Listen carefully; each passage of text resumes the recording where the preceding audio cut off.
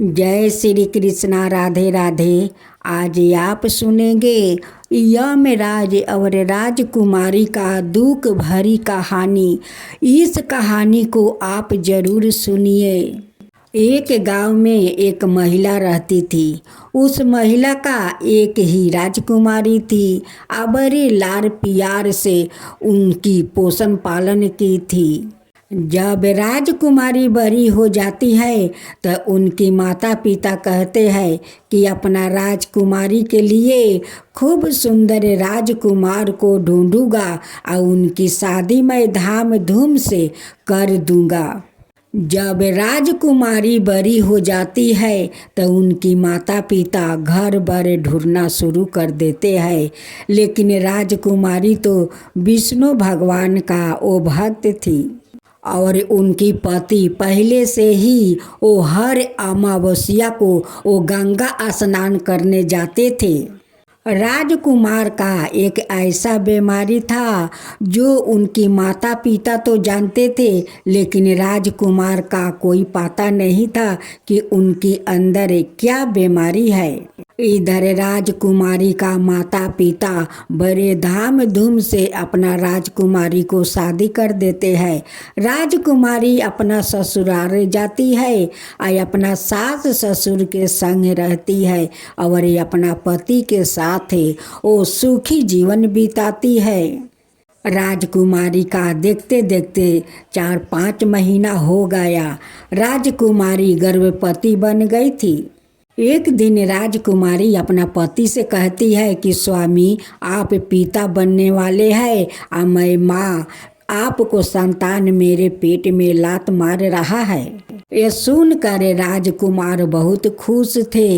एक दिन अपना पत्नी से कहता है कि मैं हर अमावस्या को गंगा स्नान करने जाता हूँ, तुम मेरे साथ चलोगी?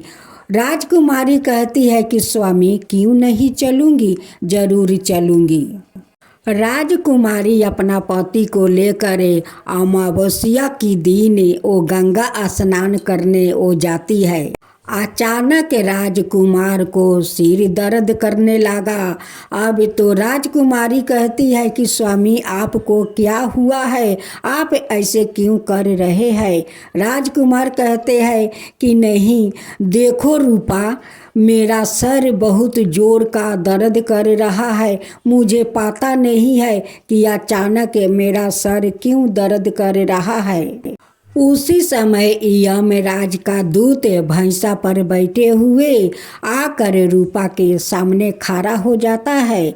रूपा कहती है कि आप कौन हो और भैंसा पर बैठे हुए इतना बड़ा गादा लिए हुए बैठे हो, क्यों, कौन हो?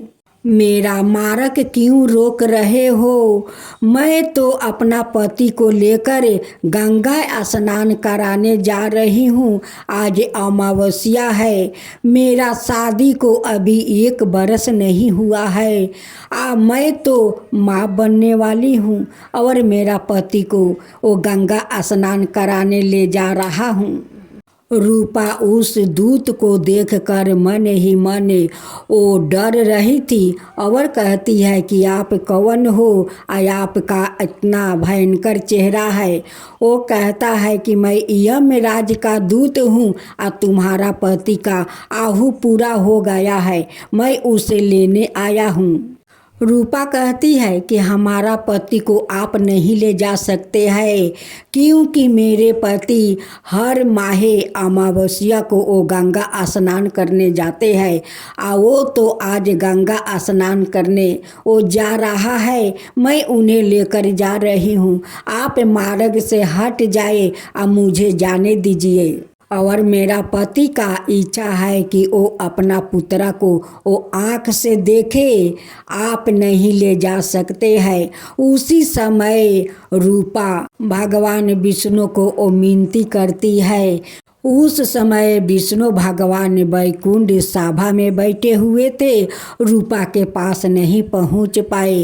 अब रूपा हार मान कर कहती है कि ठीक है भगवान, अगर आप आए हो मेरा पति को लेने तो ठीक है, पहले उसे गंगा स्नान कर लेने दो, उसका बाद लेकर चला जाना। दूत कहता है कि अगर तुम अपना पति को लेकर भाग गई तो तब क्या होगा, मैं अपना महाराज को जाकर क्या जवाब दूंगा। रूपा कहती है कि नहीं यमराज भगवान, मैं वचन देती हूँ, मैं इसी राह से आऊँगी, आप मेरे पति को लेकर चले जाना। जब रूपा अपना पति को गंगा किनारे ले जाती है और दोनों स्नान करते हैं, सूर्य भगवान को जल देते हैं और विष्णु भगवान से विनती करती है कि भगवान अब तो मेरा पति वो जीवित नहीं रहेगा, यमराज राह में बैठे हुए हैं, मेरे पति को ले जाने के लिए अब आप ही कुछ कीजिए।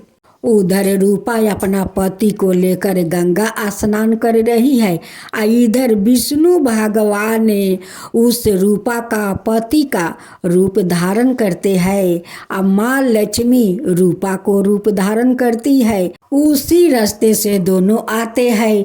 यमराज खुशी खुशी अपना वो रथ पर बैठा लेता है और कहता है कि रूपा तुम तो जबान के पक्का हो, तुम तो अपना पति को लेकर आ गई। लेकिन दूत का कहाँ पता था कि साक्षात विष्णु भगवान और माँ लक्ष्मी और रूपा के रूप धारण की है। अब विष्णु भगवान उनकी पति का रूप धारण किए हैं। जब रूपा अपना पति को लेकर उसी रास्ते से आती है, देखती है कि यमराज का दूत तो यहाँ पर नहीं है। रूपा अपना पति को लेकर अपना घर चली जाती है। कुछ दूर जाने पर विष्णु भगवान और माता लक्ष्मी अपना रूप में आते हैं। जब यमराज का दूत देखता है तो हाथ जोड़कर कहते हैं कि भगवान आप, माता आप मेरे रथ में कैसे। विष्णु भगवान कहते हैं कि देखो यमराज वो मेरी भक्त है, परम भक्त है, आज अमावस्या है, आज वट सावित्री का व्रत भी है, तुम उसे कैसे ले जा सकते हो, वो तो अभी दोनों भोग नहीं किया है। रूपा तो अपना पति को संतान देने वाली है, उनकी पति का इच्छा है कि उनकी संतान उनके सामने जन्म ने, तुम उन्हें ले जाने के लिए आ गया हो। आज के दिन तुम कैसे उसका पति को ले जा सकते हो। आज तो सभी औरत है अपनी पति के लिए लंबी उम्र के लिए वो वट सावित्री का व्रत करती है। आज अमावस्या भी है, सभी लोग गंगा स्नान करते हैं। आज इतना बड़ा तीर्थ है, वट सावित्री का व्रत है। आज का दिन किसी को ये हक नहीं है कि उनकी पति और संतान को यम लोग ले जाए। जाकर अपना महाराज से कह देना कि आज का दिन किसी को हक नहीं है कि किसी को प्राण निकाल कर यम लोग ले जाए। दूत विष्णु भगवान और माता लक्ष्मी को प्रणाम करता है, आयो लौट कर यमलोक चला जाता है। कुछ दिन के बाद रूपा खूब सुंदर एक पुत्रा को जन्म देती है। अब तो उनकी पति देखकर बहुत खुश हुआ, बहुत खुश हुआ। और वो कहने लगे कि ये तो वट सावित्री माता का आशीर्वाद है, विष्णु भगवान का कृपा है कि आज मैं अपना पुत्रा को मुख देख रहा हूँ, नहीं तो यमराज तो मुझे लेने के लिए आ ही गए थे। रूपा कहती है कि हाँ स्वामी, आप ठीक कह रहे हो, आज तो वट सावित्री की व्रत भी है और अमावस्या कि गंगा स्नान भी है। और ये तो विष्णु भगवान का कृपा है कि उन्हीं के कृपा से आज यमदूत वहाँ से अंतर्ध्यान हो गए और हम लोग अपना घर पहुँच गए। हम दोनों चलो आज विष्णु भगवान का शुक्रिया करें और माता बट सावित्री को शुक्रिया करें कि हे माता सावित्री, आज मेरा पति को आज आहू लंबी मिला है। हे विष्णु भगवान, आपका कृपा से मेरे पति आज जीवित है। आज हमारा घर एक पुत्र आया है। देखिए आज आपके कृपा से उनकी पिता अपना पुत्र को गोद में लेकर खिला रहे हैं। हे भगवान, अगर मेरा कथा में भूल हुआ होगा तो मुझे क्षमा कर दीजिएगा। हे भगवान, आज आप सुनेंगे सोमवती अमावस्या की पूजा विधि। सुबह मौन रहकर किसी भी पवित्र नदी में स्नान करें, इससे पितरों को भी शांति मिलती है। सूर्या और तुलसी को जल अर्पित करके गायत्री मंत्र का उच्चारण करें। तुलसी की 108 बार परिक्रमा करे। शिव की प्रतिमा पर जल चढ़ाए। गाय को दही चावल खिलाए। हो सके तो पूरा दिन मौन व्रत धारण रखे। पीपल के पेड़ के पास जाए, वहाँ पास में ही तुलसी भी रखे। उस पर दूध दही रोली चंदन अक्षत फूल माला हल्दी काला तिल चढ़ाए। पान हल्दी की गांठ ओ धान को पान पर राख कर तुलसी को चढ़ाए। पीपल के पेड़ के चारों ओर 108 बार धागा लपेटते हुए परिक्रमा करे। इस दिन कुछ सामान के साथ भी परिक्रमा की जाती है, जैसे बिंदी, टॉफी, चूड़ी, मेहंदी, 20 कट आदि। आप कुछ भी सामान 108 बार लेकर 108 बार पीपल की परिक्रमा करें। फिर उस सामान को विवाहित कन्याओं को बांट दे। घर में रुद्राभिषेक करवाए। पूरी खीर आलू की सब्जी बनाकर पहले पितरों को अर्पण करे, फिर खुद ग्रहण करे। कपड़े अन्न मिठाई का दान करे। अब आप सुने सोमवती अमावस्या की कथा। सोमवती अमावस्या से संबंधित अनेक कथाएं प्रचलित है। परंपरा है कि सोमवती अमावस्या के दिन इन कथाओं को विधि पूर्वक सुना जाता है। एक गरीब ब्राह्मण परिवार था, जिसमें पति पत्नी के अलावा एक पुत्री भी थी। पुत्री धीरे धीरे बड़ी होने लगी। उस लड़की में समय के साथ सभी स्त्रियों गुणों का विकास हो रहा था। लड़की सुंदर और संस्कारित और गुणवान भी थी, लेकिन गरीब होने के कारण उसका विवाह नहीं हो पा रहा था। एक दिन ब्राह्मण के घर एक साधु पधारे, जो कि कन्या के सेवा भाव से काफी प्रसन्न हुए। कन्या को लंबी आयु का आशीर्वाद देते हुए साधु ने कहा कि कन्या के हथेली में विवाह योग रेखा नहीं है। ब्राह्मण चंपित ने साधु से उपाय पूछा कि कन्या ऐसा क्या करे कि उसके हाथ में विवाह योग बन जाए। साधु ने कुछ देर विचार करने के बाद अपनी अंतर्दृष्टि से ध्यान करके बताया कि कुछ दूरी पर एक गांव में सोना नाम की धोबिन अपने बेटे और बहू के साथ रहती है, जो कि बहुत ही आचार विचार और संस्कार वाली थी। पति परायण है। यदि यह कन्या उसकी सेवा करे और वो महिला इसकी शादी में अपने मांग का सिंदूर लगा दे, उसके बाद इस कन्या का विवाह हो जाए, इस कन्या का बेभाव योग मिट सकता है। साधु ने यह भी बताया कि वो महिला कहीं आती जाती नहीं है। यह बात सुनकर ब्राह्मणी ने अपनी बेटी से धोबिन की सेवा करने की बात कही। कन्या सुबह ही उठकर सोना धोबिन के घर जाकर सफाई और अन्याय सारे काम करके अपने घर आपस आ जाती है। सोना धोबिन अपनी बहू से पूछती है कि तुम तो सुबह सुबह उठकर सारे काम कर लेती हो और पता भी नहीं चलता। बहू ने कहा कि माँ जी, मैंने तो सोचा कि आप ही सुबह उठकर सारा काम खुद ही खत्म कर लेती हो, मैं तो देर से उठती हूँ।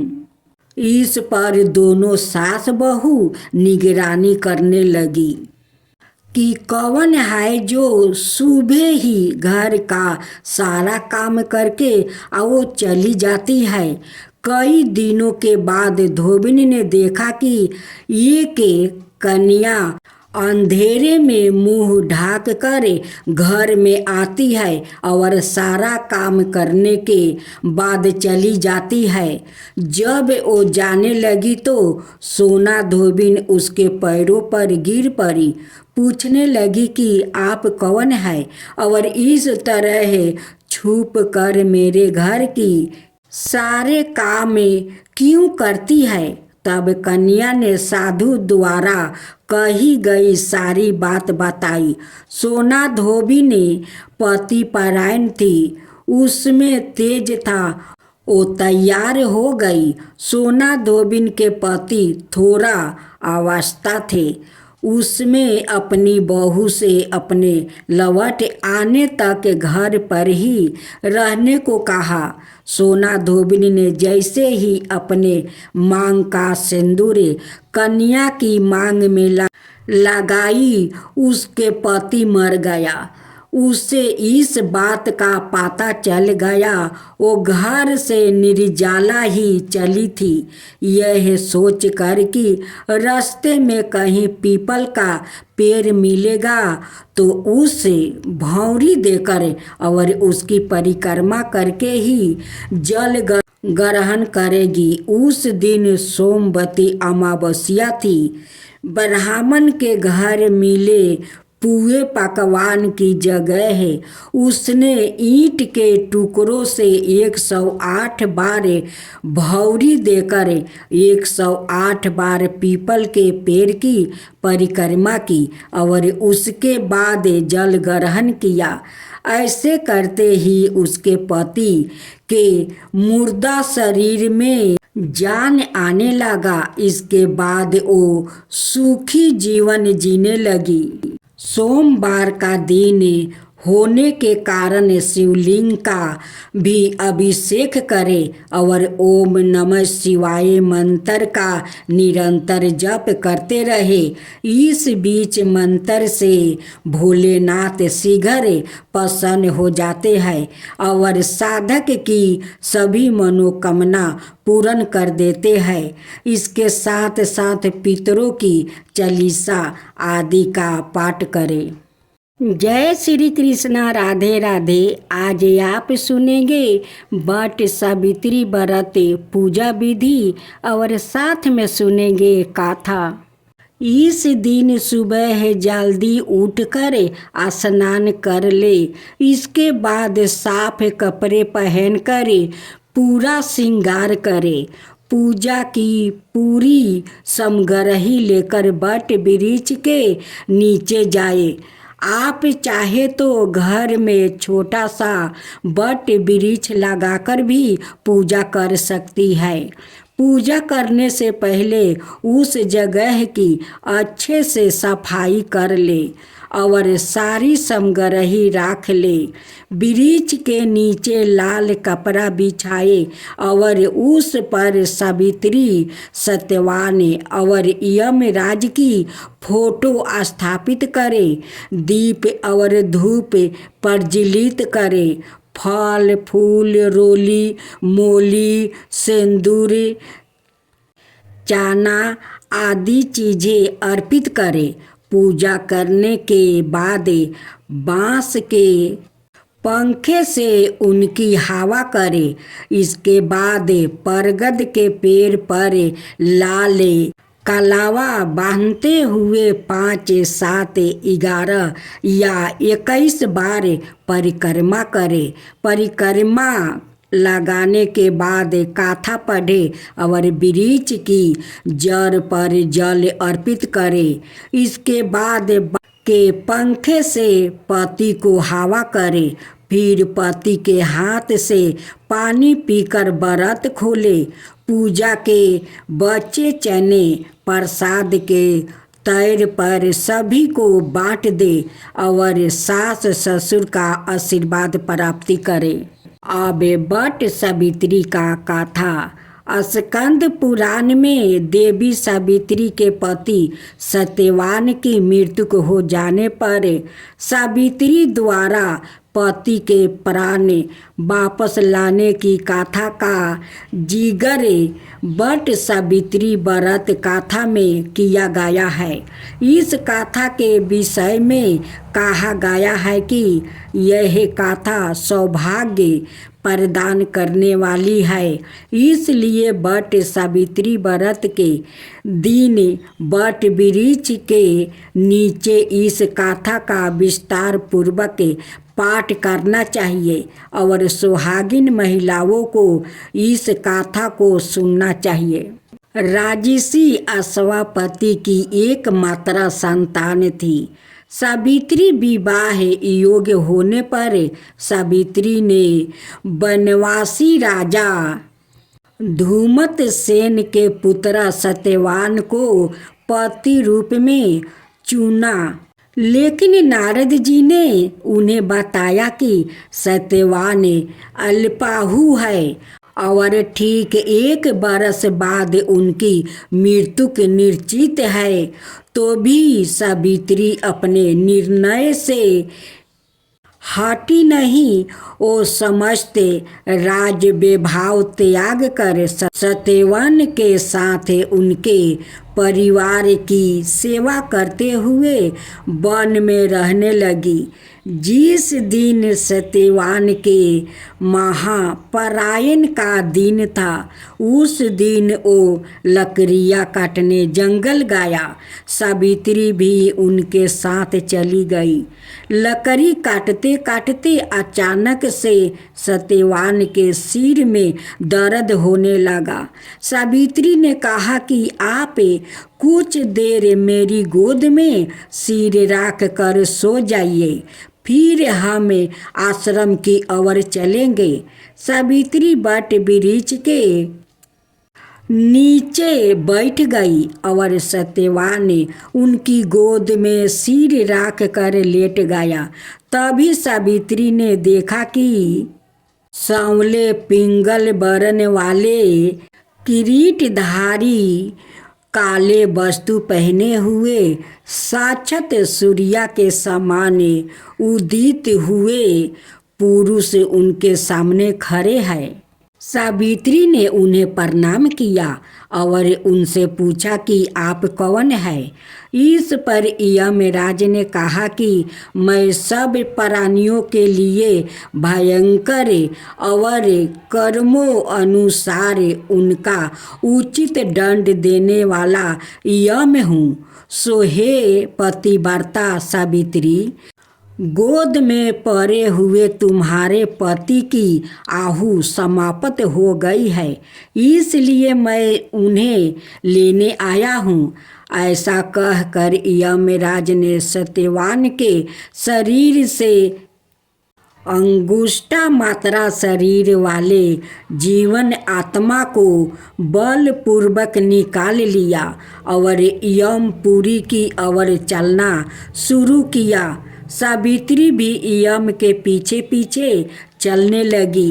यमराज ने सावित्री से कहा कि कोई भी जीव बिना आहू समाप्त हुए यम मार्ग से नहीं जा सकता है, इसलिए तू लौट जाओ। सावित्री ने यमराज से कहा कि आप जैसे सज्जन पुरुष के साथ मैं चल रही हूँ। मेरे पति आपके साथ है तो मुझे आपके साथ चलने में कोई शर्म और गलनियाँ नहीं हो रही है। दूसरी बात, स्त्रियों के लिए इस पृथ्वी लोक में पति को छोड़कर कोई अन्य स्थान नहीं है, इसलिए मैं आपका अनुगमन कर रही हूँ। सावित्री की मधुर बातें सुनकर यम ने कहा कि मैं तुम्हारी बातों से प्रसन्न हूँ, इसलिए तुम्हें 3 वरदान देता हूँ। तुम्हारी जो इच्छा हो सो वर मांग लो। सावित्री ने तब यमराज से अपना खोया हुआ राज्य, सास ससुर के आँखों की रोशनी और सत्यवान से अपने 100 पुत्र के होने का वरदान मांग लिया। तत्काल ही यमराज ने तथास्तु कह दिया। अब यमराज को लगा कि अब सत्यवान को यम लोग ले जा पाना संभव नहीं और इस कारण अपने वरदान के जाल में फंस कर यमराज ने सत्यवान की आत्मा को मुक्ति कर दिया और सावित्री को लौटा दिया। सावित्री पति के साथ अपने आश्रम लौट आई। सावित्री ने अमावस्या का व्रत किया, जिसके प्रभाव से सास ससुर की आँखों की रोशनी लौट आई। इनका राज्य विकसित हो गया और 100 पुत्र रत्न प्राप्ति हुआ। दुर्गा जी की आरती। जय अम्बे गौरी मैया, जैसा माँ गौरी, बरमानी रुद्रानी, तुम कमला रानी, तुमको निस दिन धावत हरि बरमा शिवजी, आगम निगम बाखानी, तुम शिव पति रानी। जय अम्बे गौरी। मांग सिंदूर विराजत टीको, मृग मध को 64 योनि गावत, नृत्य करत भाको, उजाल से धावो नैना चंद्र बदन नीको, बाजत ताल मृदंगा और बजत डमरू। जय अम्बे गौरी, जय अम्बे गौरी। कालक समान काले वरे रक्तंबर राजे, तुम हो जग की माता, तुम ही हो भारत, रक्त विष्णु गले माला, कुंडल पर साजे, भक्तन की दुख हरता, सुख संपत्ति करता। जय अम्बे गौरी, जय अम्बे गौरी। केहिरी बाहन राजते, खरंग खपर धारी, बूंजा चारयति शोभत, बर मुर्दाधारी, सुर नर मुनि जन से राखे तिनके दुखिहारी। मनोबचित फल पावत सेवक नर नारी। जय अम्बे गौरी, जय अम्बे गौरी। कोटिक चंदन दिवाकर समिराजत ज्योति। साल के तुके राजति कोटि रतन ज्योति। जय अम्बे गौरी, जय अम्बे गौरी। शुभ निशुभ बिदार महिषासुर घाती। माँ अम्बे जी की आरती जो कोई नर गावे, जो कोई नर गावे। दूरमा बिलोचन नैना निस दिन मदिमाती। कहत शिवानंद स्वामी सुख संपत्ति पावे। जय अम्बे गौरी, जय अम्बे गौरी। चंड मुंड सहारे सोनित बिजिहारे। जय अम्बे गौरी मैया, जय श्यामा गौरी। मधु काटब दाऊ मारे सुर भयहीन करे। तुमको निस दिन धावते हरि बर माँ शिवजी। जय अम्बे गौरी, जय अम्बे गौरी।